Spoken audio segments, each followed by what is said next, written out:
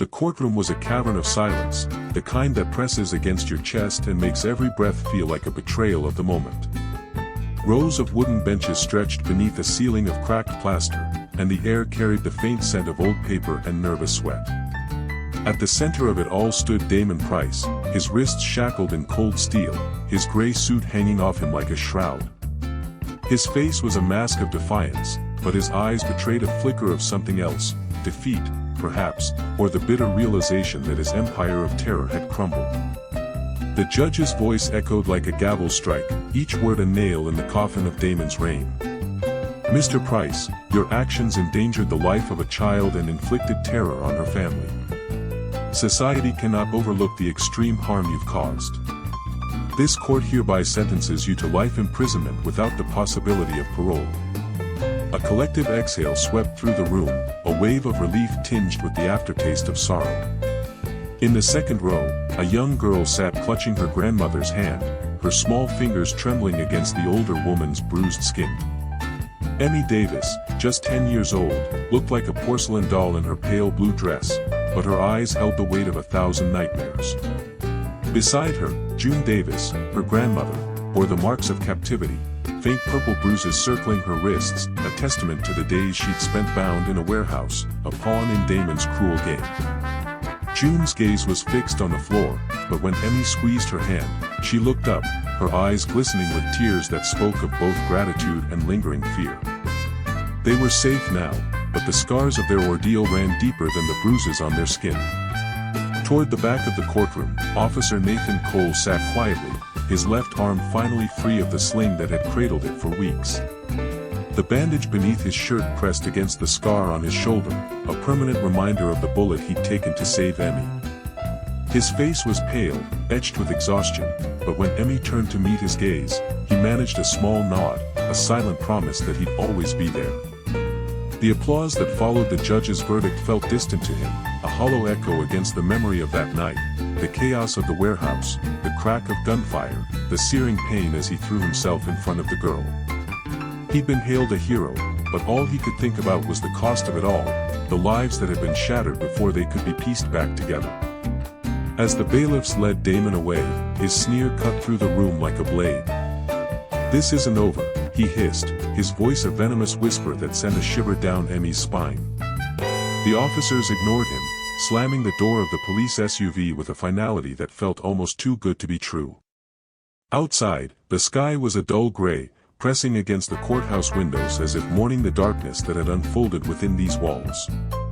Reporters swarmed the entrance, their cameras flashing like lightning, capturing the end of a saga that had gripped the city for months. But for Emmy, June, and Nathan, this wasn't the end. It was a fragile beginning, a chance to heal from wounds that still bled beneath the surface. A week later, the precinct buzzed with a quiet pride as Nathan stood at the front of a cramped briefing room. The captain's voice was steady as he pinned a framed citation to the wall, praising Nathan's heroism under fire. "You placed yourself in harm's way to save a child," the captain said, his words carrying the weight of truth. "That speaks volumes about your integrity." A small round of applause rippled through the gathered officers, but Nathan shifted uncomfortably, the spotlight feeling like a burden he wasn't ready to bear. His eyes drifted to the citation, and for a moment, he was back in that warehouse, the air thick with gunpowder and fear, Emmy's terrified scream echoing in his ears.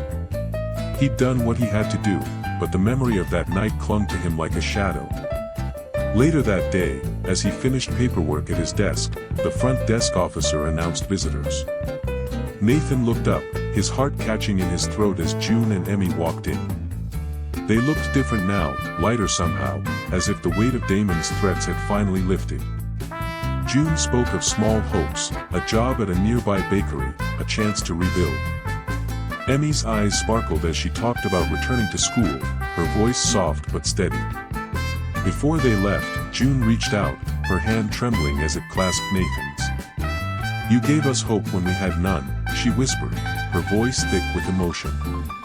Nathan gently squeezed her hand, humility lining his features. "I was doing my duty," he said, but the words felt hollow against the gratitude in her eyes. Emmy offered one last smile, then turned to leave with her grandmother, their silhouettes fading into the busy precinct. Nathan watched them go, his shoulder twinging faintly, a reminder of the bullet that had changed everything, proof of a life saved, a second chance secured for two people who deserved peace. But how had it come to this? How had a courtroom verdict, a framed citation, and a fragile new beginning been born from a night of chaos and bloodshed? To understand, we need to go back, not to the beginning, but to the moment just before the end, when the city's underbelly erupted in a storm of violence, and a single act of bravery turned the tide.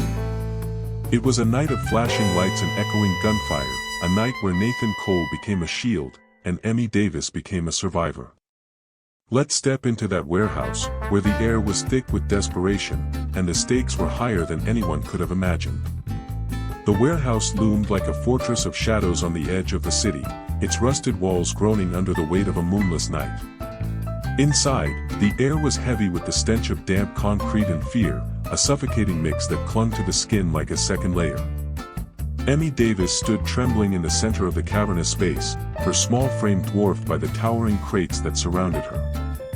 Her pale blue dress was torn at the hem, and her wrists bore the raw marks of ropes that had only just been cut away. Beside her, June Davis knelt on the cold floor, her breathing ragged, her hands still bound behind her back. The older woman's face was a map of anguish, her eyes darting toward her granddaughter with a desperation that needed no words. They were prisoners in a game they hadn't chosen to play, pawns in a criminal empire that thrived on cruelty. Damon Price stood a few feet away, his presence a storm cloud of menace. His gray suit, now wrinkled and stained with sweat, hung loosely on his frame, but his eyes burned with a cold fury that made the air around him feel electric. In his hand, a pistol gleamed under the flickering fluorescent lights, its barrel pointed lazily at the ground, but the threat was clear.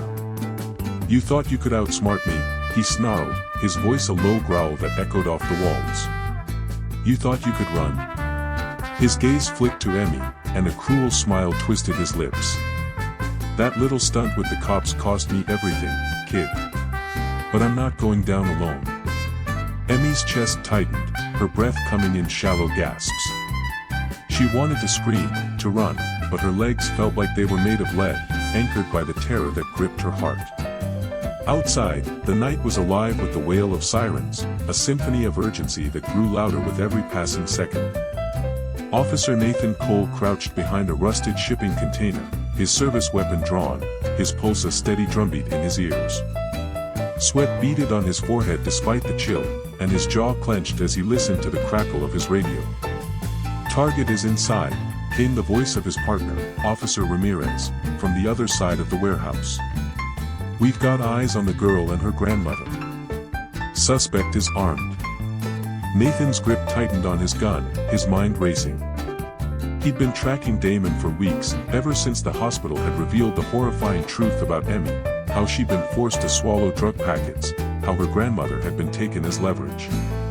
This was their chance to end it, to save them, but one wrong move could turn the warehouse into a bloodbath. The plan had been simple: use the GPS tracker hidden in Emmy's jacket to locate the hideout, then move in with the tactical team. But nothing about this night had gone according to plan. Earlier that evening, Damon's men had ambushed the safe house where Emmy was being held, killing 2 officers and snatching the girl before Nathan could intervene. The guilt of that failure weighed on him like a stone, but there was no time for regret now. He glanced at the team assembled behind him, 6 officers in tactical gear, their faces set with determination. "We go in on my signal," Nathan whispered into his radio, his voice steady despite the storm raging inside him. "Priority is the girl and her grandmother. Lethal force only if necessary." The team nodded, their movements silent as they prepared to breach. Inside, Damon's voice grew louder, his anger boiling over. "You think your precious cop can save you?" he spat, stepping closer to Emmy. He grabbed her chin, forcing her to look at him, and her whimper cut through the silence like a knife. June lunged forward, her bound hands useless against the ropes, but her voice was fierce. "Leave her alone," she screamed, her words raw with desperation. Damon backhanded her without a second thought, sending her sprawling to the ground with a sickening thud. Emmy cried out, tears streaming down her face as she dropped to her knees beside her grandmother. "Please," she sobbed, her voice barely a whisper. "Don't hurt her." Damon's laugh was a hollow, chilling sound. "Too late for that," he said, raising his gun. The warehouse doors exploded inward with a deafening crash, the tactical team storming in with weapons drawn. "Police! Drop your weapon." Nathan's voice boomed, his gun trained on Damon. For a split second, time seemed to freeze. Damon's eyes widened, his grip on the pistol tightening, while Emmy's terrified gaze locked onto Nathan. Then chaos erupted. Damon fired, the gunshot echoing like thunder, and Nathan dove forward, his body shielding Emmy as the bullet grazed his shoulder. Pain seared through him, hot and blinding, but he didn't stop. He tackled Emmy to the ground, covering her small frame with his own as more shots rang out. The tactical team returned fire, their bullets finding their mark. Damon staggered, blood blooming across his chest, but he didn't fall, not yet. With a snarl, he raised his gun again, aiming for Nathan. Ramirez was faster. A single shot from his rifle caught Damon in the leg, sending him crashing to the ground. The pistol skittered across the concrete, and within seconds, the team had him pinned, cuffs snapping around his wrists with a satisfying click. Nathan rolled off Emmy, his breath coming in ragged gasps as he clutched his bleeding shoulder. "You're okay," he murmured, his voice strained but gentle as he looked into her tear-filled eyes. "I've got you." Emmy nodded, her sobs shaking her entire body as she clung to him. Paramedics rushed in, their voices a blur as they tended to Nathan and June, who was now conscious but dazed, her cheek swollen from Damon's strike. As the team secured the scene, Nathan's mind drifted back to how this nightmare had spiraled out of control. Just hours before, they'd thought they had the upper hand. Damon's right-hand man, Reggie, had been in custody, ready to turn on his boss in exchange for a deal. But that hope had died in a jail cell, along with Reggie himself, his throat slit by an unknown assailant. The betrayal had given Damon the window he needed to strike, to reclaim his leverage by taking Emmy from the safe house. Nathan's jaw tightened at the memory, the sting of failure mingling with the pain in his shoulder. He'd underestimated Damon's reach, and it had nearly cost Emmy her life. But how had Damon known where to find her? How had a routine sting operation turned into a deadly ambush, and why had Emmy been forced to endure so much before this night?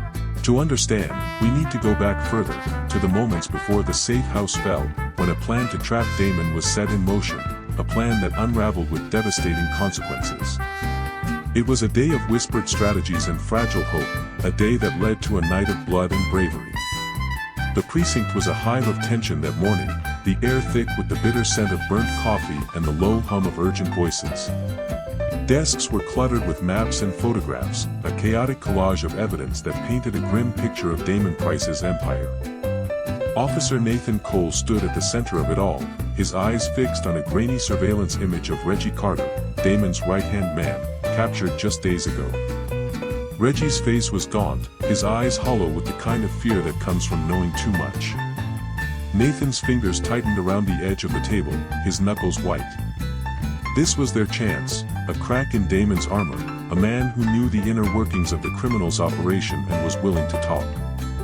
But the clock was ticking, and Nathan could feel the weight of every second pressing against his chest. The plan had come together quickly, born out of desperation as much as strategy. After Emmy's harrowing hospital visit, where doctors had discovered the drug packets in her stomach, the girl had revealed the horrifying truth: Damon had forced her to smuggle the drugs, threatening her grandmother's life if she refused. June had been taken as collateral, a bargaining chip to ensure Emmy's compliance.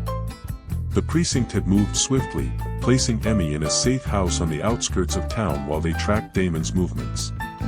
Reggie's arrest had been the breakthrough they needed. He'd been caught trying to move a shipment of narcotics, and in exchange for a reduced sentence, he'd agreed to set up a meeting with Damon, a sting operation that would finally bring the criminal to justice. Nathan had spent the morning briefing the team, his voice steady despite the storm brewing inside him. The safe house was secure, guarded by 2 officers, and Emmy was under strict orders to stay hidden. "We move at dusk," Nathan had told the team, pointing to a map of the industrial district where Reggie had arranged to meet Damon. "Reggie wears a wire, we listen in, and when Damon incriminates himself, we move in. Clean and quiet." The officers nodded, their faces set with determination, but Nathan couldn't shake the unease that gnawed at him. Something about Reggie's demeanor, the way his hands shook when he spoke, the way his eyes darted toward the door, felt off. But there was no time to second guess. They had to act. By late afternoon, the sting was in motion. Reggie sat in a dimly lit diner on the edge of the industrial district, a wire taped beneath his shirt, his nervous laughter echoing through the earpiece Nathan wore. Across the street, Nathan and Ramirez waited in an unmarked van, their eyes glued to the diner's windows. "He's late," Ramirez muttered, checking his watch for the 3rd time in as many minutes. Nathan didn't respond, his gaze fixed on Reggie, who was fidgeting with a napkin, tearing it into tiny pieces that littered the table. The minutes stretched on, each one heavier than the last, until finally, a black SUV pulled up outside the diner. Nathan's pulse quickened as a figure stepped out, Damon Price, his gray suit impeccable, his movements deliberate. But something was wrong. Damon wasn't alone. 2 men flanked him, their hands resting on the bulges at their waists, and their eyes scanned the street with a predator's focus. "He's got backup," Nathan whispered into his radio, his voice tight. "Hold positions. Let's see how this plays out." Inside the diner, Damon slid into the booth across from Reggie, his smile cold and calculated. "You've been busy," Damon said, his voice smooth as ice, picked up clearly by the wire. "Talking to the cops, Reggie? That's a dangerous game." Reggie's laugh was strained, his hands trembling as he reached for his coffee. "I'd never betray you, boss," he stammered, but the lie was written all over his face. Damon leaned forward, his eyes narrowing, and Nathan's stomach twisted. He knew that look, it was the look of a man who'd already made up his mind. The next few moments were a blur of chaos. Damon's men moved first, drawing their weapons with a speed that caught Nathan off guard. "Breach now!"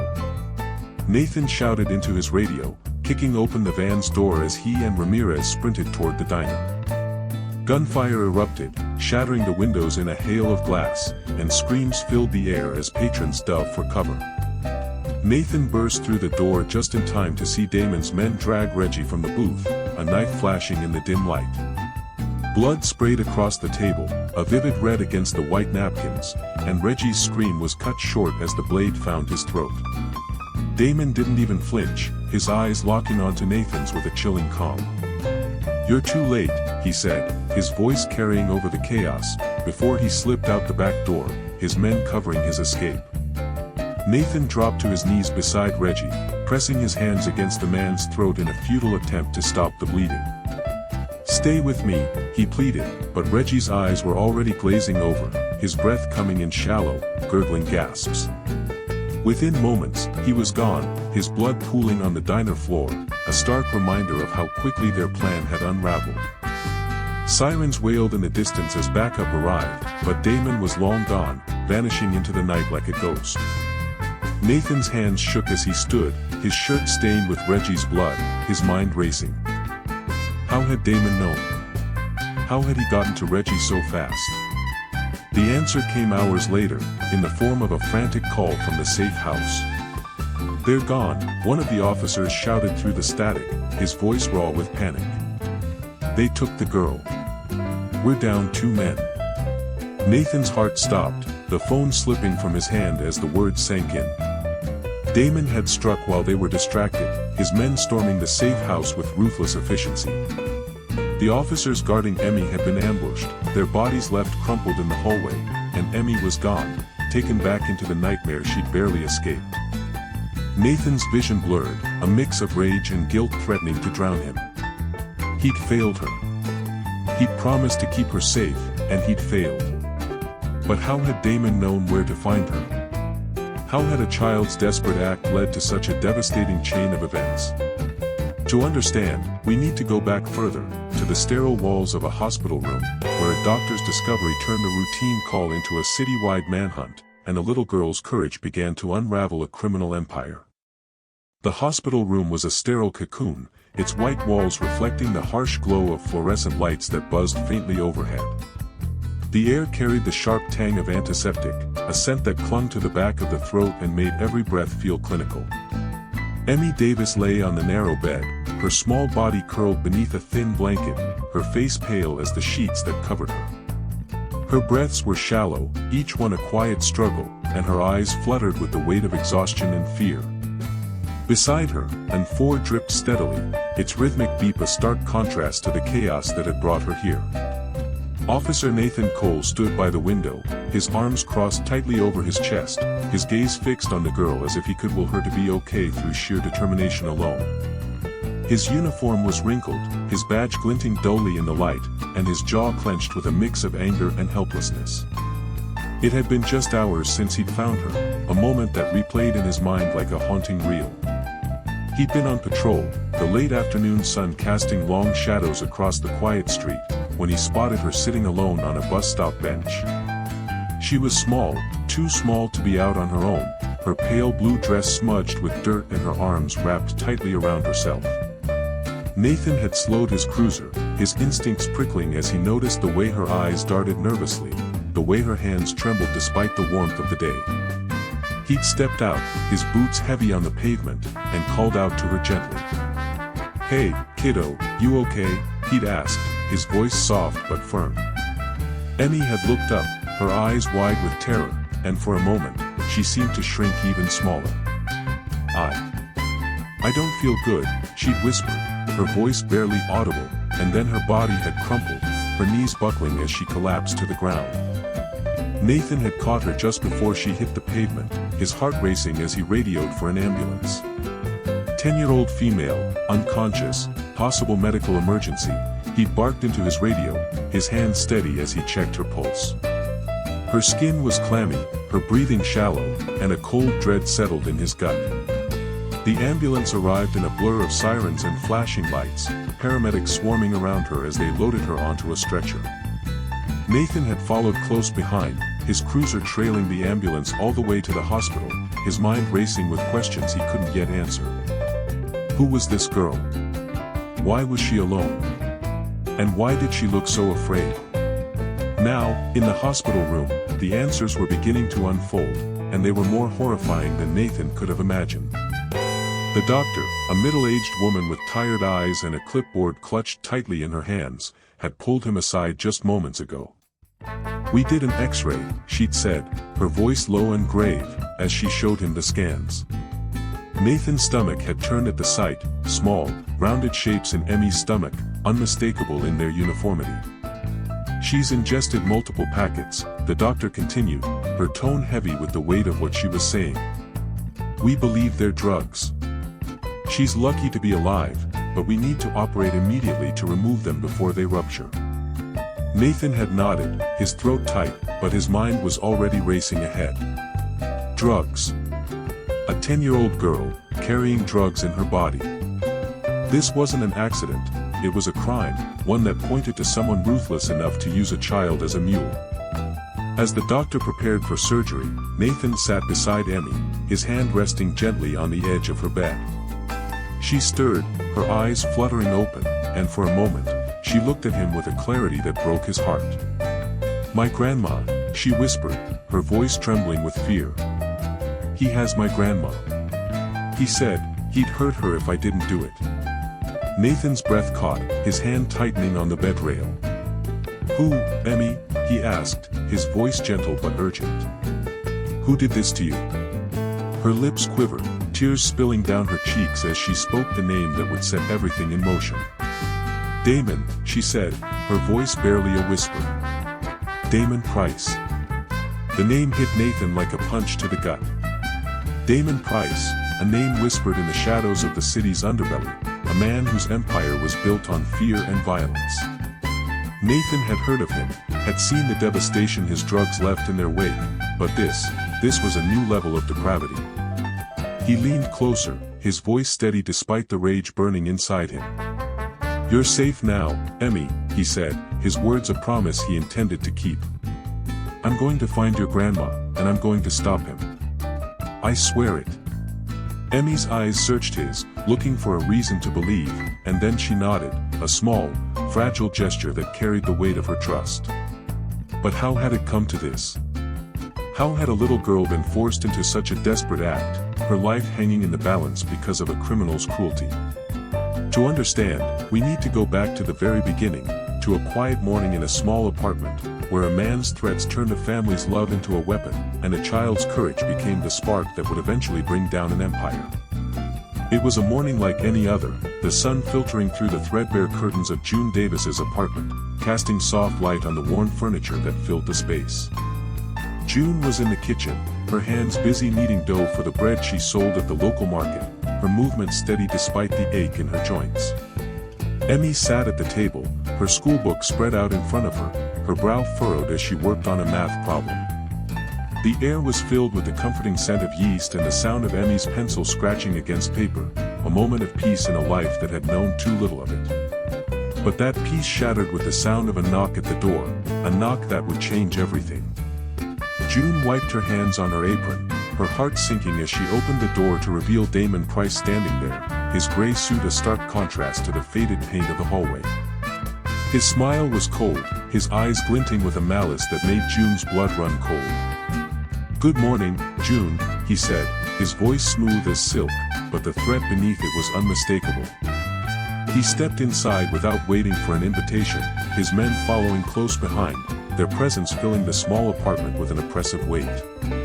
Emmy looked up, her pencil stilling, her eyes wide with fear as she saw the strangers. "Grandma," she whispered, her voice trembling. June moved to stand between her granddaughter and the men, her hands shaking but her voice steady. "What do you want?" she asked, though she already knew the answer. Damon's smile widened, a predator's grin. "I need a favor," he said, his tone deceptively light. "And your little girl here is going to help me." He reached into his pocket, pulling out a small plastic bag filled with tiny packets, and June's heart stopped.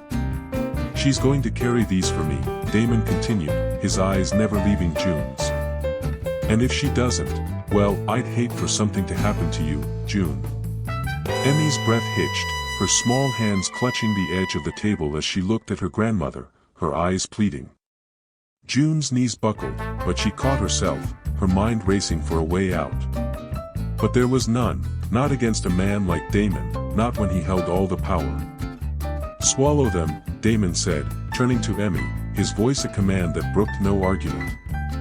Emmy's tears fell silently as she took the packets, her hands shaking so badly she could barely hold them. June's sob echoed in the small room, a sound of pure anguish, but she was powerless to stop what was happening.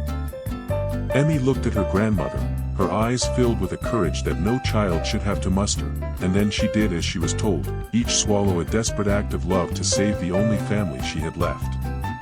It was a choice that would set everything in motion, a choice that would lead to a hospital room, a sting operation, a night of gunfire, and a courtroom where justice would finally be served.